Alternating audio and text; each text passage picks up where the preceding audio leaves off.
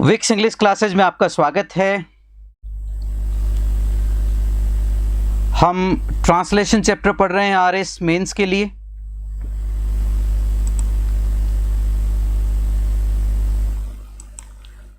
Translation chapter का एक important part ये है कि हम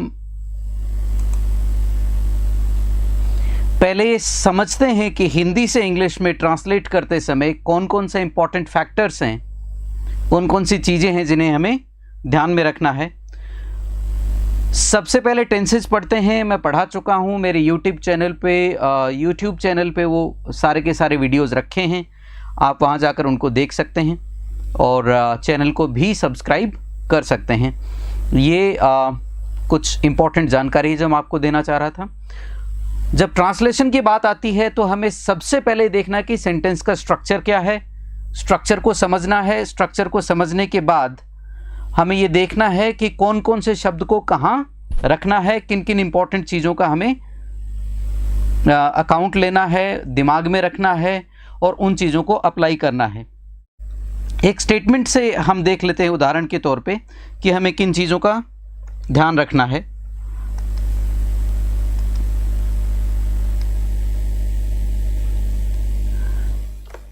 ये आपके सामने एक स्टेटमेंट है, he is talking to someone.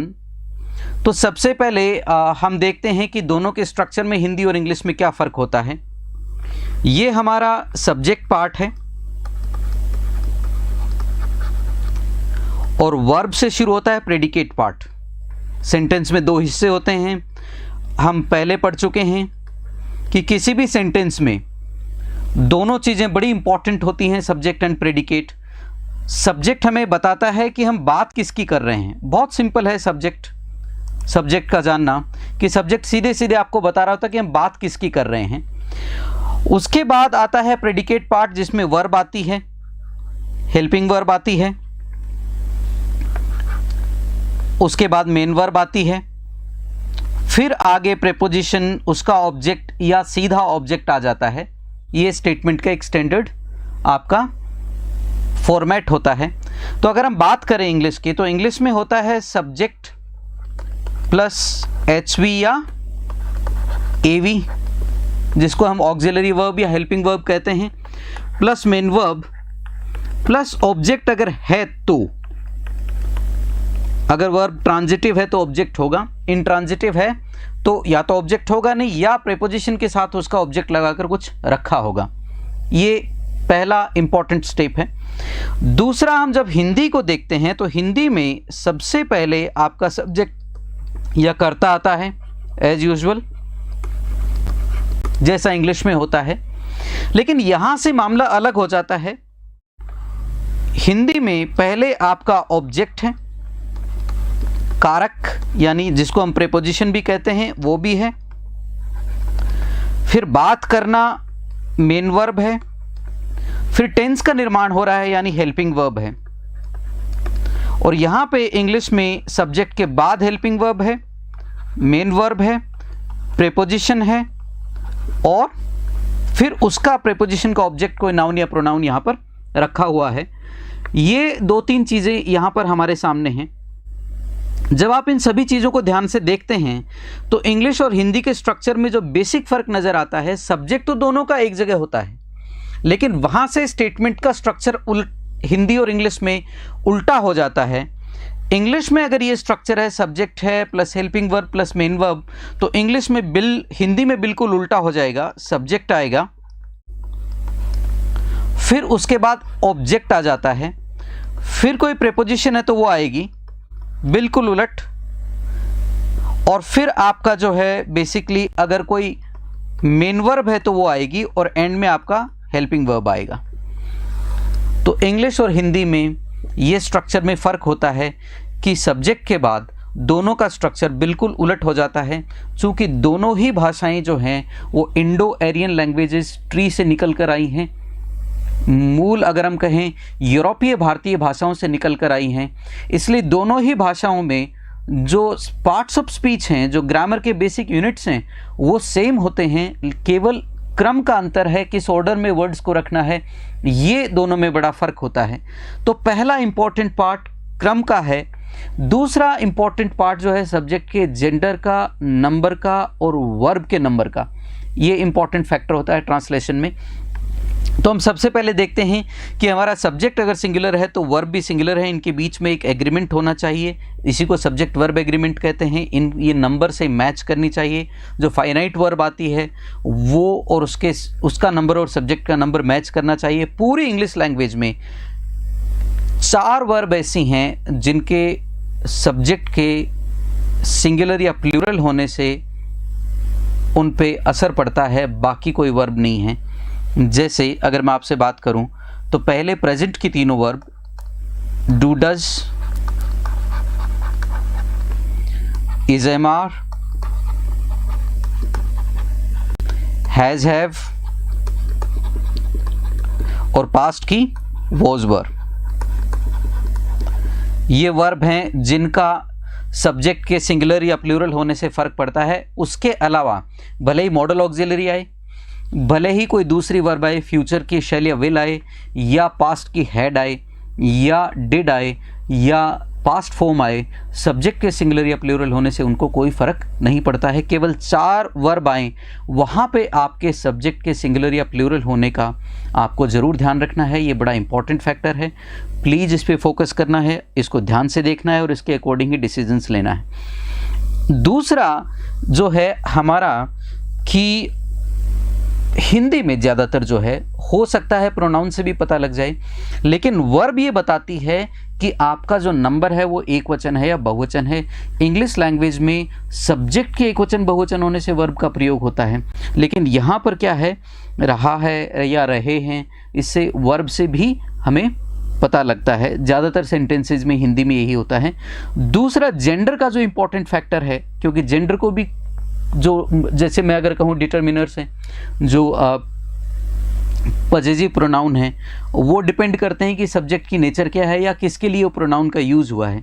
तो इसलिए जेंडर का भी हमें थोड़ा सा ख्याल रखना है। इंग्लिश लैंग्वेज में जेंडर का पता प्रोनाउन से भी पता लग सकता है, नाउन से भी यानी सब्जेक्ट से भी पता लग सकता है, लेकिन हिंदी में थोड़ा सा फ़र्क ये है कि क्रिया से पता लगता है कि जेंडर क्या है। तो ये एक इम्पॉर्टेंट फैक्टर हमें और दिमाग में रखना है। तो पहला जो है वो क्रम का इशू है कि किस क्रम में आएंगे, और दूसरा, हाय प्रदीप, गुड इवनिंग, और दूसरा जो है हमारा किससे में पता लगता है कि आपका जो है वो वर्ब से पता लगता है। अब आगे बढ़ते हैं, हमारे कुछ जो बेसिक हिंदी के शब्द सेंटेंसेस हैं उनका अनुवाद करते हैं, और अनुवाद करने के साथ कुछ जो ज़रूरी चीज़ें हैं उनको भी मैं एक बार डिस्कस करना चाहूँगा। दूसरी जो इम्पॉर्टेंट या ज़रूरी चीज़ें हैं वो आती हैं एडवर्ब से संबंधित। एडवर्ब क्या होता है? क्रिया विशेषण होता है हिंदी में, अगर हम उसको कहें।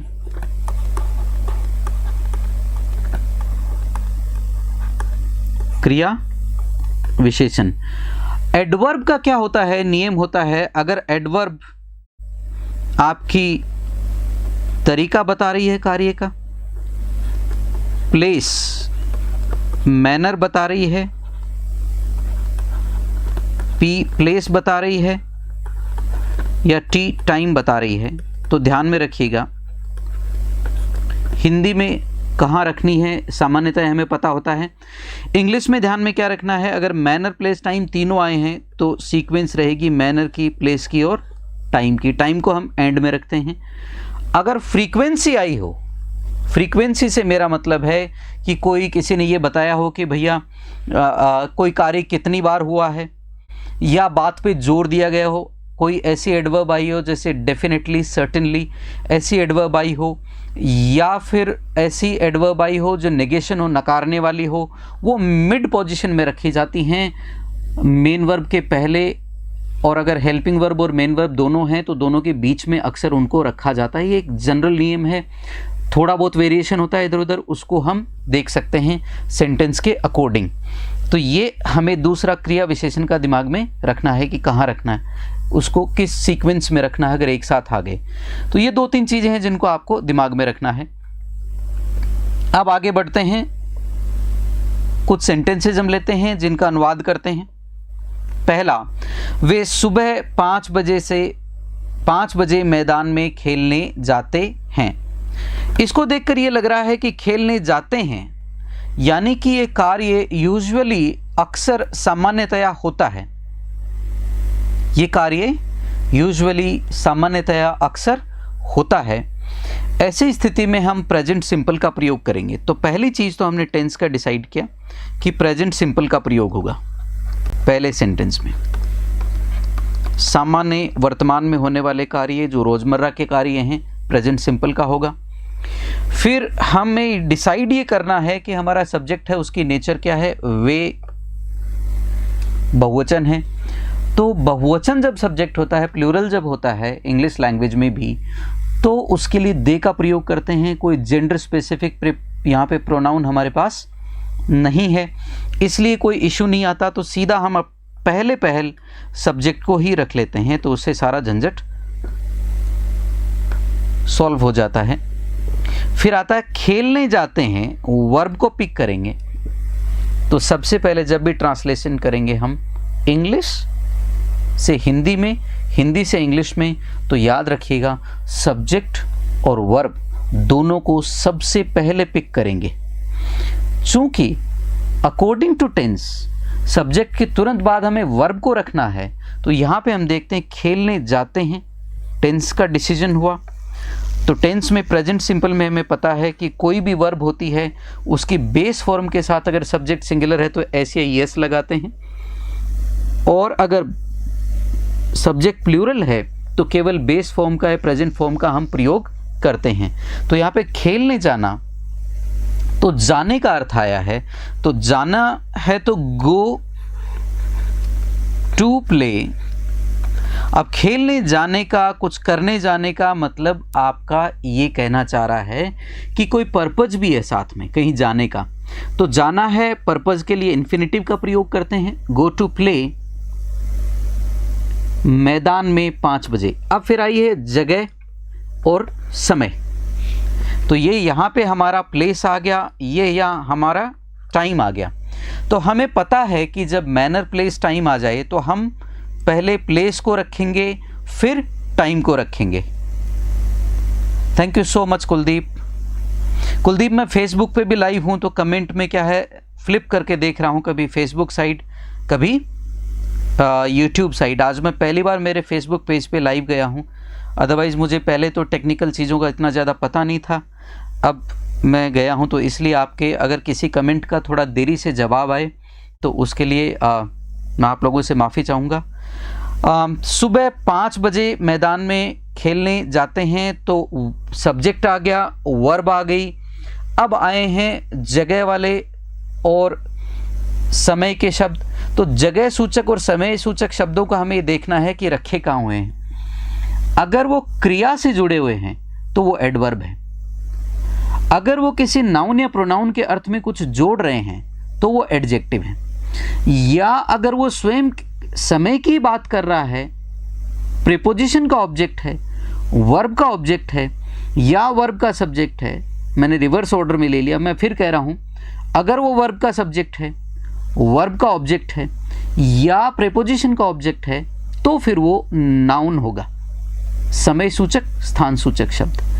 तो समय सूचक शब्द, स्थान सूचक शब्द,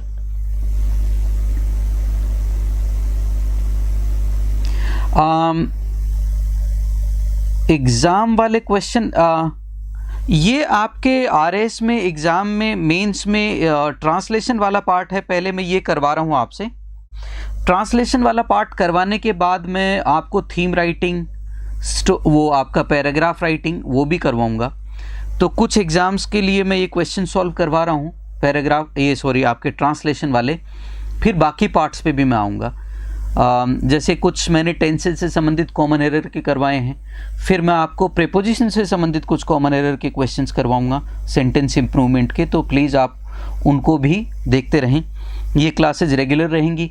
कल की क्लास में मैं दोनों चैनल पे, फेसबुक पे और यूट्यूब पे, दोनों पे लाइव स्ट्रीम एक साथ करने के चक्कर में कुछ एरर कर बैठा। 1 मैन आर्मी हो रखा हूँ। हालात आपको पता है सबको कैसे हैं, कोचिंग्स फिर बंद हो गए, तो जैसे तैसे मैनेज कर पा रहे हैं चीज़ों को। ऐसी स्थिति में कई बार थोड़ी बहुत हमें दिक्कत हो जाती है। तो ये आपका स्थान सूचक और समय सूचक शब्दों की स्टोरी है। मैंने क्या बताया स्थान सूचक और समय सूचक शब्दों में, अगर ये किसी नाउन या प्रोनाउन के अर्थ में जोड़ें तो ये कहीं एडजेक्टिव का कार्य कर रहे हो सकते हैं, संभावना है, कम संभावना है लेकिन संभावना है। अगर ये सब्जेक्ट ऑब्जेक्ट वर्ब के या प्रेपोजिशन के ऑब्जेक्ट के तौर पे हैं तो ये संज्ञा हैं यानी नाउन है। लेकिन जब ये क्रिया के लिए आ रहे हैं, खेलने जाते हैं कहाँ, मैदान में, और कितने बजे, 5 बजे, तो खेलने जाने से जुड़े हुए हैं शब्द दोनों, तो दोनों के दोनों एडवर्ब हैं भैया, क्रिया विशेषण हैं, क्रिया विशेषण हैं, और दोनों में एक में प्लेस है, एक में टाइम है। तो एट द प्लेग्राउंड, मैं द का प्रयोग करूंगा कि यहाँ पे उस प्लेग्राउंड की बात हो रही है जहाँ पे वो बच्चे खेलने जाते हैं। एट 5 o'clock, 5 o'clock, मैं 5 o'clock इसलिए यूज कर रहा हूं कि AM PM का कुछ पता लग नहीं रहा है यहां पर। एट 5 o'clock, तो यहां पे आप 5 ऐसा भी न्यूमरल भी यूज कर सकते हैं।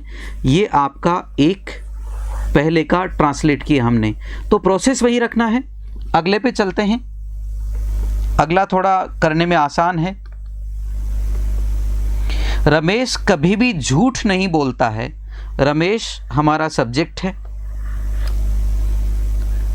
बोलता है वर्ब है, प्रेजेंट सिंपल है।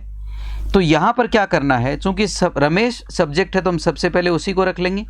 हिंदी हो चाहे इंग्लिश हो, रमेश को हम सबसे पहले रखेंगे, सब्जेक्ट को सबसे पहले रखेंगे। बोलता है प्रेजेंट सिंपल है, टेंस वाइज जा रहा हूं मैं तो थोड़ा ध्यान रखिएगा। बोलता है बोलने के लिए प्रेजेंट सिंपल है, तो बोलने के लिए टेल। और कभी भी झूठ नहीं बोलता है, तो कभी भी नहीं दोनों को मर्ज करके या तो आप लिखेंगे नॉट एवर या नेवर। नॉट एवर से मिलके ही नेवर बना है, इस चीज का ध्यान रखिएगा। तो यहां पर हम कहते हैं रमेश कभी भी झूठ नहीं बोलता है, Ramesh never tells a lie, या रमेश नेवर लाइज, या Ramesh does not tell a lie ever. इस तरीके से भी यूज कर सकते हैं। 3 संभावनाएं हैं इसकी, तीनों संभावनाएं मैं लिख रहा हूं, ध्यान रखिएगा। पहली, Ramesh never tells a lie.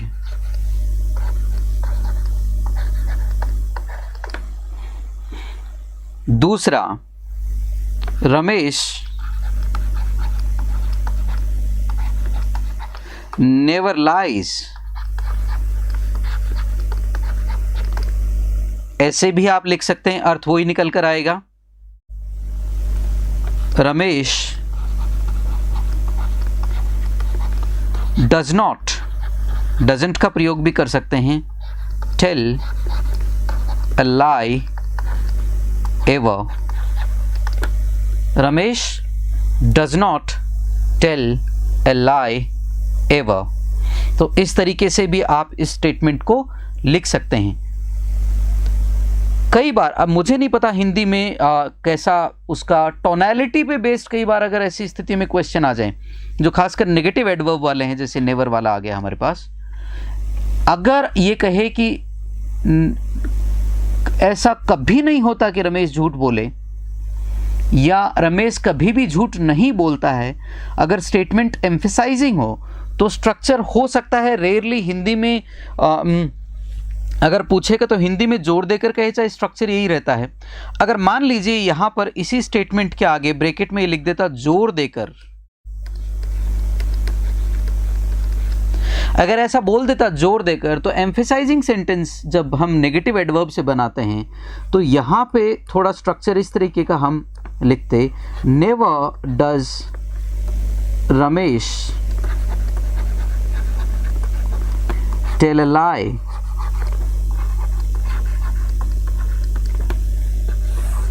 Full stop ही लगाना है, यहाँ इन्वर्जन हो जाता है। एक ये फैक्टर आता है, बहुत इंपॉर्टेंट है, जो आपको ध्यान में रखना है। ये कुछ चीज़ें हैं एडिशनल मैंने आपको बता दी। देखिए, एक ही स्टेटमेंट की अगर सारी संभावनाओं को हम ध्यान से परख कर उसका ट्रांसलेशन करें अपने आप से, फिर उसको चेक करने के लिए भेजें, तो that becomes very easy for you guys. वो बड़ा आसान हो जाता है आप लोगों के लिए। क्या आप मेरा नाम जानते हैं? अगला स्टेटमेंट है, इंटेरोगेटिव है। मैं इसको, अगर आप रोक के वीडियो भी लिख सकते हैं अगर इनको लिखना चाहें। मैं आगे मूव ऑन करता हूं। थर्ड, क्या आप मेरा नाम जानते हैं? पहला इंटेरोगेटिव स्टेटमेंट है, सॉरी यहाँ पे क्वेश्चन मार्क होना चाहिए था हिंदी में। क्या आप मेरा नाम जानते हैं? अगेन प्रेजेंट सिंपल ही है, तो सेकंड पर्सन है, जानते हैं क्रिया है, तो सबसे पहले इन्हीं को लेते हैं। चूंकि हमारा जो इंटेरोगेटिव है स्टेटमेंट, तो जब भी आप सब्जेक्ट लिखें तो इसको आप कैपिटल लेटर में नहीं लिख कर इंटेरोगेटिव में आप सबसे पहले स्मॉल लेटर में आप सेकंड पर्सन को लिख लें, यू। चूंकि क्या है और प्लूरल है, तो हम पहले ऑक्सिलरी रख देंगे डू। जानना, नो। डू यू नो मेरा नाम, माई नेम। बड़ा आसान है, इसमें मैं ज़्यादा एक्सप्लेन करने के लिए मेरे पास कुछ नहीं है, तो हम चलते हैं आगे। Do you know my name, ये आपका थर्ड का हो गया। फोर्थ है, प्रेम प्रतिदिन एक पाठ याद करता है या करती है। करता है ले लीजिए। प्रेम प्रतिदिन एक पाठ याद करता है चोटी बांध के। जो लोग नज़दीकी से जानते हैं, अगर कोई परिवार का व्यक्ति सुन रहा हो तो समझ जाएगा मैं क्या कह रहा हूँ। प्रेम प्रतिदिन एक पाठ याद करता है चोटी बांध के। तो यहाँ पर हम आगे बढ़ते हैं। प्रेम हमारा सब्जेक्ट है, एक वचन है। याद करना, मेमोराइज करना, लेसन लर्न करना भी हो सकता है। चूंकि लेसन लर्न करने के अर्थ थोड़े अलग हो सकते हैं, कई बार संभावनाएं ऐसी रहती हैं। तो प्रेम प्रतिदिन एक पाठ याद करता है, तो एक पाठ, ए लेसन, ऑब्जेक्ट है। तो यहां से हमें पता लग रहा है कि प्रेजेंट सिंपल है, प्रेम सिंगुलर है। तो प्रेम लर्न्स एक पाठ, ए लेसन, एवरी डे।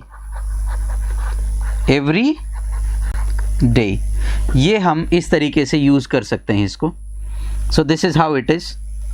अगला, वह कपड़े नहीं धोती है। बहुत सिंपल स्टेटमेंट है, वह धोती है।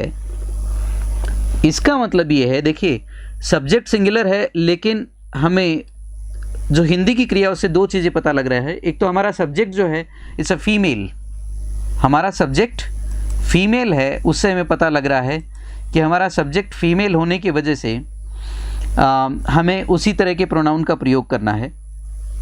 नहीं धोना नेगेटिव है, तो प्रेजेंट सिंपल ही है। फिफ्थ पे हम चलते हैं आगे। शी यूज़ करेंगे हम, चूंकि नेगेटिव है इसलिए डजंट का यूज़ करेंगे। डजंट वॉश क्लॉथ्स, ES लगाएंगे, ध्यान रखिएगा। थोड़ा सा यहाँ पे जब कपड़े धोने की बात हो रही है तो मैं अज्यूम कर रहा हूँ पॉसिबली, क्योंकि घर में अगर कोई कपड़े धो रहा है तो डेफिनेटली थान तो धोएगा नहीं, सिला हुआ कपड़ा ही होगा, थान तो फैक्ट्री में धुलता है। तो स्टिच्ड क्लॉथ होता है, उसके लिए स्पेलिंग का यूज़ करते हैं क्लॉथ, E। बाकी TH जो होता है अनस्टिच्ड क्लॉथ होता है, थोड़ा सा ये ध्यान रखिएगा। तो वो मटेरियल के लिए आता है, ये जो है अपन जो वेयर करते हैं, पहनते हैं, उसके लिए आता है। उसके बाद अगले पार्ट में चलते हैं हम लोग। अगले जो स्टेटमेंट्स हैं उन पे अगर हम ध्यान से पढ़ें उनको, तो रही है, रही है, रहा है, रही है, रहा है, रहा है, रही है, इस तरह के स्टेटमेंट आ रहे हैं, यानी ये कंटिन्यूअस से हैं। तो ठंडी हवा हमारा सब्जेक्ट है, रही है हमारा एक्शन है, प्रेजेंट है रहा है कंटिन्यूअस है, तो दो चीज़ें हमें पता लग गया। याद रखिएगा बहुत से इंग्लिश में ऐसे वर्ड्स हैं जिनका जेंडर न्यूट्रल होता है, लेकिन इंग्लिश में उन्हें हम मेल या फीमेल की तरह ट्रीट करते हैं। जैसे इंग्लिश लैंग्वेज की अगर मैं बात करूं तो यहाँ पर इन्होंने ठंडी हवा बह रही है, इसका जेंडर इन्होंने सिग्निफाई कर रखा है कि ये फीमेल है, जबकि इंग्लिश में ऐसा कुछ नहीं है। इंग्लिश में न्यूट्रल जेंडर के तहत आता है। तो कोल्ड विंड,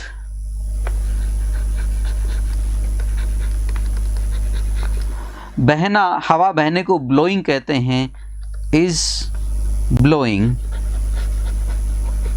ये ब्लोविंग नहीं होता, ब्लोइंग होता है। इंग का प्रयोग करें, विंग शब्द को प्रोनाउंस करते हैं ओके है, लेकिन जिन जिन वर्ड्स में WING आता है एंड में, उनको आप प्रोनाउंस करेंगे इंग। Following, blowing, showing, all these words इस तरीके से आप ING का प्रयोग करें। बोलने में थोड़ा इंग शब्द का प्रयोग करें, आसान रहता है प्रोनाउंस करते समय। That is what is important. पहला है, अगला स्टेटमेंट है दूसरा, बूंदाबांदी हो रही है।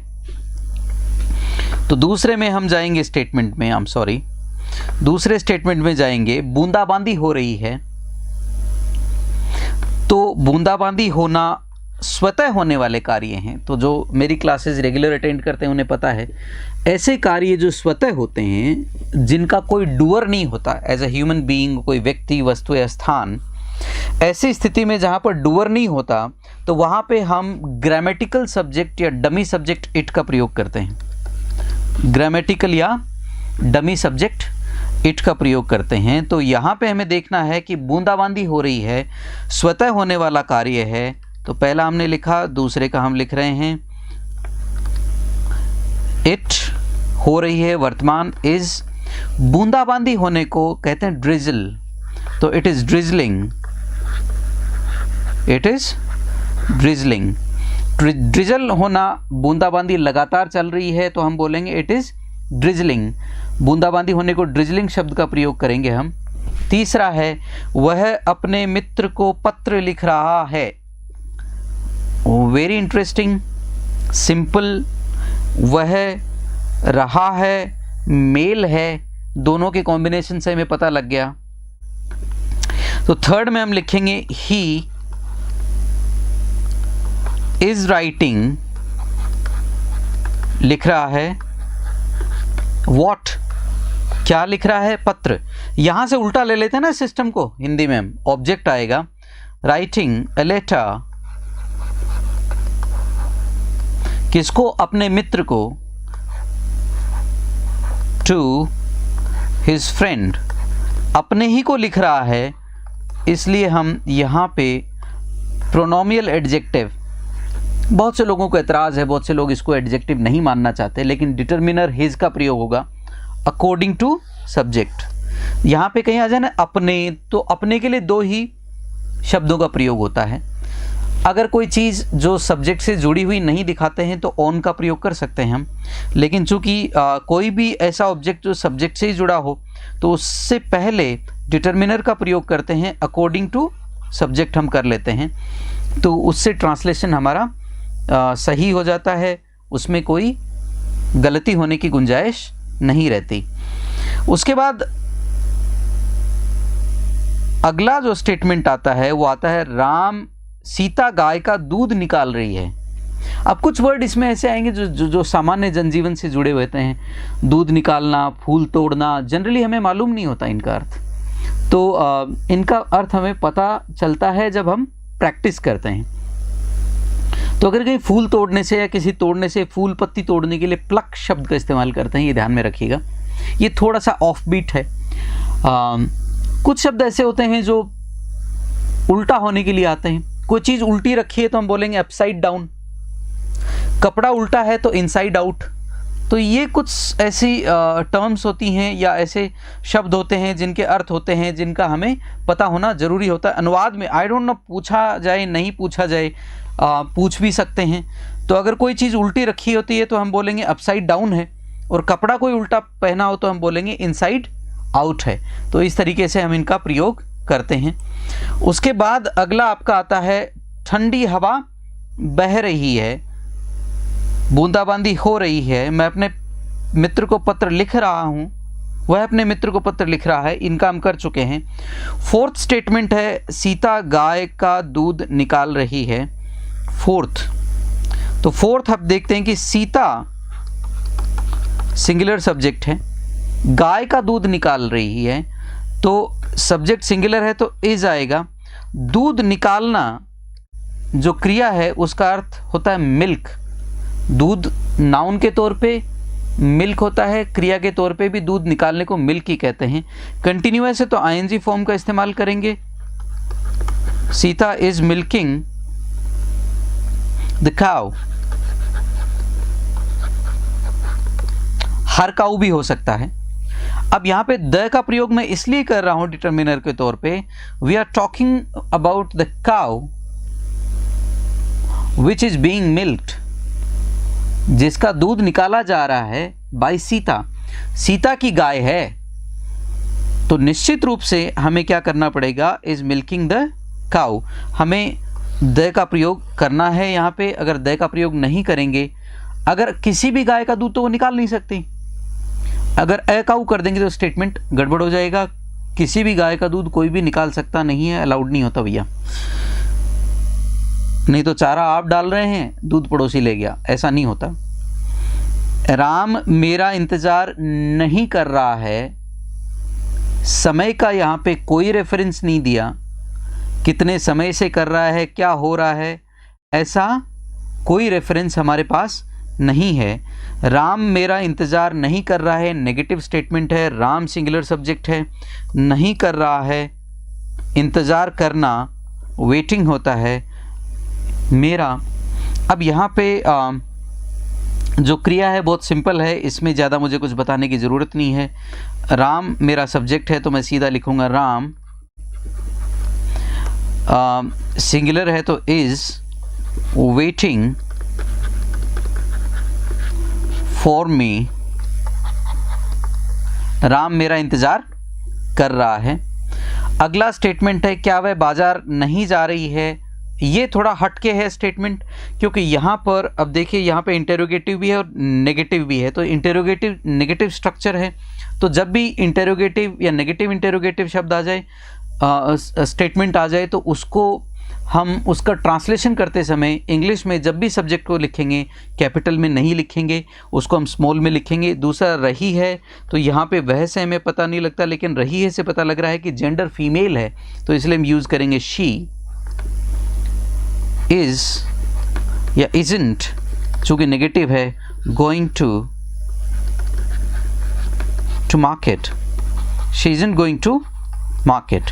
तो ये आपका एक सिंपल इसका हम ट्रांसलेशन करते हैं। अगले स्टेटमेंट जब हम देखते हैं तो चुके हैं, चुका है, लिया है, बीमार है, कुछ भी, और टाइम का रेफरेंस। इसका मतलब ये सारे के सारे कार्य पूर्ण हो चुके हैं। और किसी भी टेंस में, किसी भी काल में, है, था या होगा में अगर कार्य में पूर्णता है, इसका मतलब परफेक्ट टेंस का प्रयोग होगा। यूट्यूब पे चैनल पे आप कल परसों का ही वीडियो है वो जाकर देख लेना कि उस पर आपका जो टेंसेज के स्ट्रक्चर हैं उसमें एक ही वर्ब से समझाया गया है सारा कि कौन सी वर्ब के कॉम्बिनेशंस आते हैं। बड़ा आसान है। हम अपना काम समाप्त कर चुके हैं, तो इसके लिए पहला जो पार्ट आएगा वो हम लिखेंगे वी। हम सब्जेक्ट प्लूरल है, चुके हैं, समाप्त कर चुके हैं, कार्य पूर्ण कर दिया है किसी ने, तो यहाँ पे क्रिया से पता लग रहा है कि कार्य पूर्ण हुआ है, तो वी हैव आएगा। समाप्त करने के लिए कंप्लीटेड, पूर्ण करने के लिए। कार्य समाप्त होने का, देखिए समाप्त होने के कई आयाम हो सकते हैं। समाप्त होने का मतलब है कि शो समाप्त हो गया है, एंड हो गया है, ठीक है। जीवन समाप्त होना डाई होता है, कार्य का समाप्त होना पूर्ण हो रहा है। तो इसके लिए दो यूज हो सकते हैं, कंप्लीट या फिनिश्ड। तो या कुछ कंप्लीटेड भी लिख सकते हैं, चूँकि समाप्त होने के लिए फिनिश शब्द का प्रयोग ज़्यादा अप्रोप्रिएट रहेगा, तो आप लिख सकते हैं फिनिश्ड। अपना काम, we have finished our work, बस इस चीज़ का ज़रूर ध्यान रखिएगा। ट्रांसलेशन करते समय हर शब्द का एक छोटा मोटा रेफरेंस जरूर होना चाहिए। नमस्कार। हनुमानगढ़ की धरती से प्रणाम, जयपुर की धरती से प्रणाम, और हनुमानगढ़ की धरती से तो मैं आपको पहले भी बता चुका हूँ, मेरा नाता रहा है। अगर आप वही सज्जन हैं जो पहले आए हैं तो मेरी ग्रेजुएशन आपके ज़िले से हुई है, संग्रिया से। हनुमानगढ़ से पुराना नाता है। बच्चे सो चुके हैं, अगला स्टेटमेंट, बच्चे सो चुके हैं। अब सिंपल शब्दों का प्रयोग करें, इसमें 2-3 टर्म हो सकते हैं, बट मैं आपको ये कहूंगा सिंपल शब्दों का आपको प्रयोग करना। Children have slept, simple, children have slept.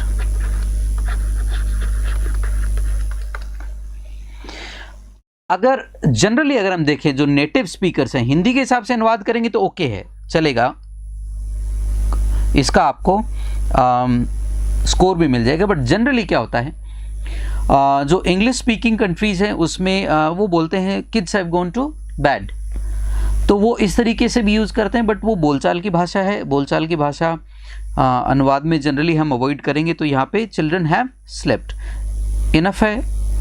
और अगर आप कहें बच्चे सोए हुए हैं, अगर ऐसा आ जाए, सो चुके हैं और सोए हुए में थोड़ा फ़र्क है। अगर सोए हुए हैं ऐसा आ जाए तो आप लिखेंगे children are asleep, children are asleep. Asleep का मतलब बच्चे निद्रा में हैं, सोए हुए हैं, तो इसका हम प्रयोग करेंगे चिल्ड्रन आर एस्लीप। वह बहुत खेल चुका है। अब यहां पर इस स्टेटमेंट का हिंदी में बहुत खेल चुके हैं, इसका मतलब 2 बात हो सकती है। या तो उसने अति कर दी है, एक लिमिट से ज़्यादा खेला है, या आप कह रहे हैं कि पर्याप्त खेल चुका है, तो पर्याप्त का तो प्रयोग नहीं हुआ यहाँ पर, बट पर्याप्त शब्द का प्रयोग होता तो हम थोड़ा सा इसको अलग तरीके से यूज़ करते। वह बहुत खेल चुका है, तो हम यहाँ पर लिखेंगे ही, चूँकि सब्जेक्ट सिंगुलर है तो has played a lot, he has played a lot. अब यहाँ पे प्ले शब्द फिगरेटिव सेंस में देखा जाए, अगर बहुत खेल चुका है तो इसका मतलब उसने बहुत खेल लिए, ये भी हो सकता है। बट चूंकि हम ऐसा सेंटेंस में कहीं कोई इंसिनुएशन या कोई इशारा या ऐसा कुछ है नहीं, इसलिए हम सीधा सीधा he has played a lot. या अगर कहीं लिखे पर्याप्त खेल चुका है, बहुत खेल चुका है, इतना काफ़ी है, काफ़ी खेल चुका है, तब हम बोलेंगे इनफ।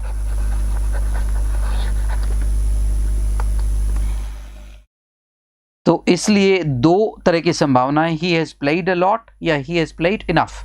बस बहुत है, इससे बहुत खेल चुका, अब ज़रूरत नहीं है किस सेंस में कह रहा है, आप तो दोनों आंसर लिख सकते हैं, he has played a lot, he has played enough. तो ये आप दोनों तरह के वाक्यों का प्रयोग कर सकते हैं।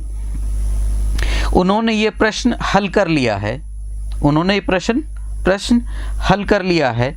अब उन्होंने, इससे पता लग रहा है प्लूरल है, कर लिया है, कोई काम कर लिया गया है, कर लिया है, तो यहाँ पे हमें पता है कि ये आपका प्रेजेंट परफेक्ट में है।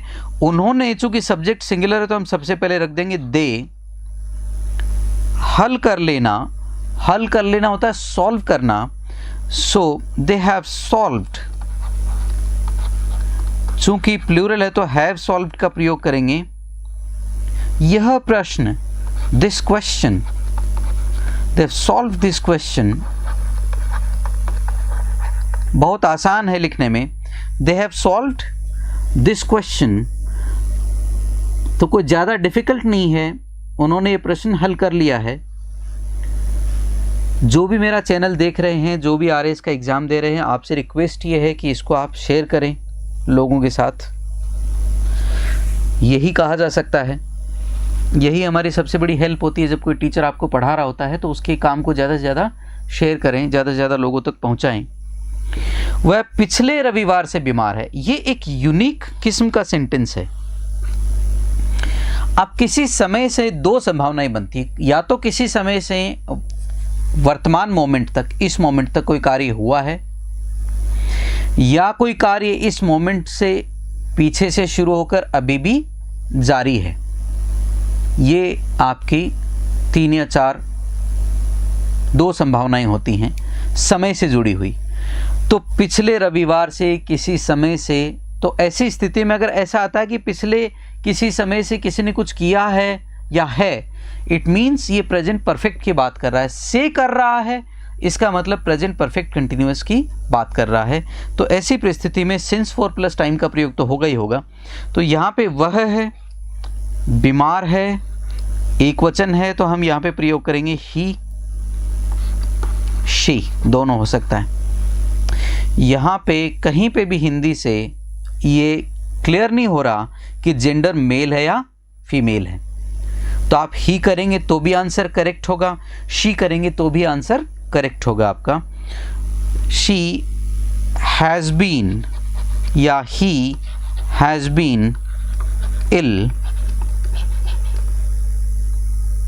पिछले रविवार से। तो लास्ट, अब देखिए इसमें दो परिस्थितियां बन सकती हैं। मैं पहले सिंस का प्रयोग कर लेता हूं। Since last Saturday.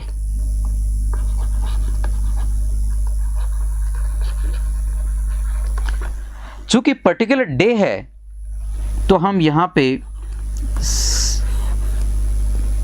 सिंस का ही प्रयोग करेंगे। पर्टिकुलर डे होने की वजह से सिंस का ही प्रयोग करेंगे। लेकिन अगर और कोई शब्द होता, जैसे मंथ होता, ईयर होता, वीक होता, जहाँ पे पर्टिकुलर कोई डे नहीं होता, तो फॉर और सिंस दोनों का प्रयोग कर सकते थे। जैसे मैं कहूँ पिछले हफ्ते से अगर ये होता, यहाँ पे हफ्ता लिखा होता, तो क्या परिस्थिति बनती? तब आप इसको लिखते ही या she has been ill since last week, या फिर आप लिखते she has been ill for, अगर फॉर लिखना चाहते हैं आप तो आप प्रयोग करते द लास्ट वीक। तो since for plus last plus time में यही फर्क होता है। अगर फॉर का प्रयोग करेंगे तो आप द का प्रयोग करेंगे, और अकेले अगर सिंस का प्रयोग करेंगे तो आप द का प्रयोग नहीं करेंगे। ये एक इम्पॉर्टेंट फैक्टर होता है इसमें, जो आपको याद रखना है। तो ये आपके जो 5 स्टेटमेंट थे, ये वाले या सेंटेंसेस थे, ये हैं आपके किससे संबंधित? प्रेजेंट परफेक्ट से संबंधित। अब अगले जो स्टेटमेंट आते हैं आपके, वो देखते हैं कौन से सेंटेंस से हैं, कौन से टेंस से हैं। आई एम सॉरी। अगला है आपका, क्या वह 4 वर्षों से इस परीक्षा की तैयारी नहीं कर रहा है? Quite interesting. क्या वह 4 वर्षों से इस परीक्षा की तैयारी नहीं कर रहा है? It is very important. तो यहाँ पे क्या नहीं नेगेटिव इंटेरोगेटिव सेंटेंस है, नेगेटिव इंटेरोगेटिव सेंटेंस है। तैयारी करना, प्रिपरेशन कर रहा, प्रेजेंट परफेक्ट कंटिन्यूअस है। सब्जेक्ट वह है, रहा है, इससे स्पष्ट हो रहा है कि जेंडर जो है वो मेल है। तो यहाँ पे हम ही का प्रयोग करेंगे। वही प्रिंसिपल, सबसे पहले सब्जेक्ट लिख लेंगे। दूसरा, हमें सबसे पहले फिर किसका प्रयोग करना है? ऑक्सिलरी का। चूंकि नेगेटिव इंटेरोगेटिव है तो हम परफेक्ट कंटिन्यूअस है, तो हैज़ बीन प्लस आईएनजी होता है, तो हम यूज करेंगे हैजंट सब्जेक्ट से पहले। Hasn't he been preparing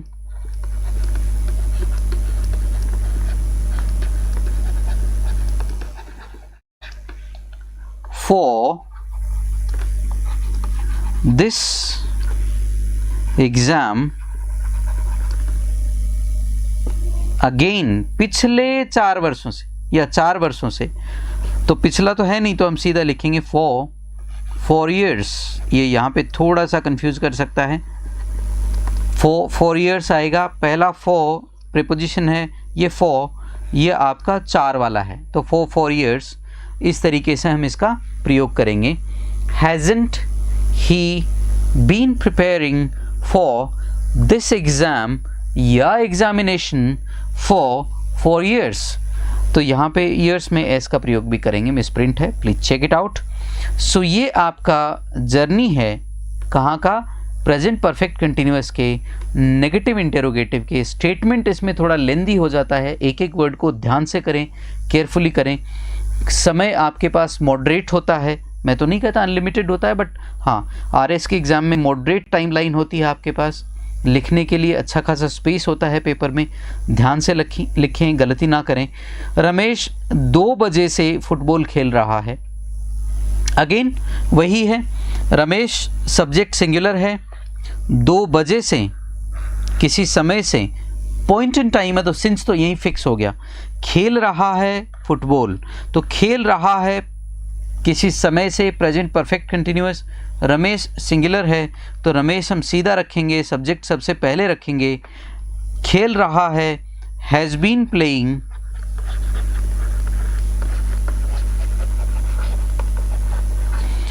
football, पहले आपका हम लिखेंगे ऑब्जेक्ट सिंस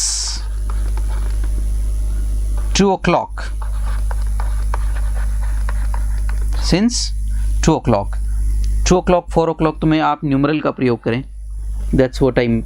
कई बार क्या होता है टीचर्स भी इसमें मिस्टेक कर जाते हैं, न्यूमरल का प्रयोग कर सकते हैं। 5 PM 2 AM PM इज, ऐसी स्थिति में आप PM लिख सकते हैं क्योंकि फुटबॉल खेल रहा है, तो रात को 2 बजे तो क्या खेलेगा, सुबह के 2 बजे तो खेलेगा नहीं, दोपहर बाद 2 बजे खेलेगा, तो PM भी कर सकते हैं, बट 2 o'clock इज ओके, इसका प्रयोग करें। माताजी 1 घंटे से कपड़े धो रही हैं, माताजी 1 घंटे से कपड़े धो रही हैं, माताजी हैं, मदर, धोना एक्शन है, वॉशिंग, क्लॉथ्स कपड़े वही ES वाला आएगा, 1 घंटे से समय अंतराल दिया हुआ है, पर्टिकुलर पॉइंट इन टाइम नहीं दिया हुआ, 4 का प्रयोग होगा। I am repeating very slowly. माता 1 घंटे से कपड़े धो रही है, धोना है, क्लॉथ है, घर के कपड़े धो रही हैं तो जरूर पहनने के कपड़े होंगे, तो ES का प्रयोग करेंगे एंड में। और 1 घंटे से टाइम ड्यूरेशन दिया हुआ है, टाइम ड्यूरेशन दिया हुआ है तो क्या है श्रीमान, 1 आवर का है टाइम ड्यूरेशन है, तो हम किसका प्रयोग करेंगे, 4 का, रादर देन सिंस का, रादर देन सिंस का। तो हम चलते हैं आगे। Ramesh, I am sorry not Ramesh, mother has been, singular है तो हैज बीन का प्रयोग करेंगे, वॉशिंग क्लॉथ्स सिंस, या सॉरी फॉर 1 आवर, 1 घंटे से कपड़े धो रही हैं तो हम करेंगे 1 आवर। पापा सुबह 7 बजे से अखबार पढ़ रहे हैं, पापा सुबह 7 बजे से अखबार पढ़ रहे हैं, वेरी सिंपल। फादर, ये पापा लिख सकते हैं, पढ़ रहे हैं एक्शन पढ़ने का है, सुबह 7 बजे से हो रहा है, पर्टिकुलर पॉइंट इन टाइम है since 7 o'clock, what he is reading newspaper, तो हम लिखेंगे father has been reading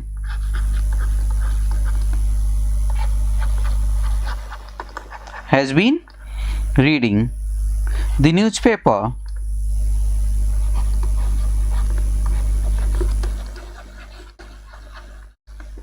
since 7 o'clock।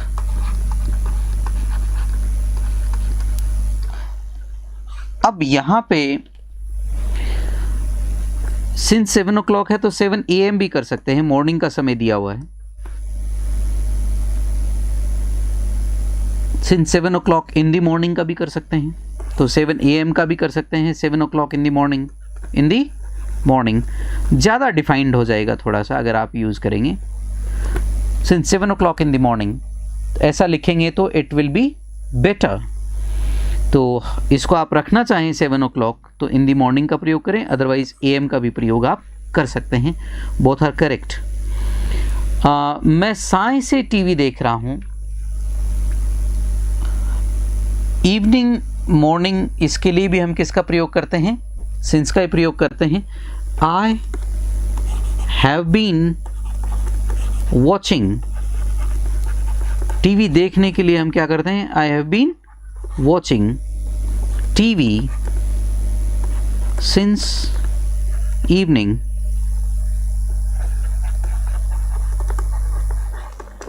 Since evening. अब यहां पे एक चीज ध्यान में रखने की है, टीवी जब नॉर्मली आप टीवी जो आपके घर में इंस्ट्रूमेंट रखा है तो उसके लिए यूज़ करें तो आप इसके पहले द का प्रयोग नहीं करेंगे। लेकिन अगर टीवी को आप ये दर्शाना चाहें टीवी का आविष्कार या टीवी कोई आविष्कार है तो वैसी परिस्थिति में आप द का प्रयोग करेंगे आविष्कारों के साथ। तो यहाँ पे I have been watching TV since evening, मैं शाम से टीवी देख रहा हूँ, तो ये आप प्रयोग कर सकते हैं इस तरीके से। तो ये आपके आज के प्रेजेंट के सारे सिंपल, कंटिन्यूअस, परफेक्ट और परफेक्ट कंटिन्यूअस के कुछ एग्जाम्पल्स मैंने लिए हैं। कल मैं पास्ट के कुछ एग्जाम्पल्स लूँगा, फ्यूचर के एग्जाम्पल्स लूँगा, फिर मॉडल्स पे आधारित कुछ एग्जाम्पल्स मैं कंटिन्यूअसली लेता रहूँगा।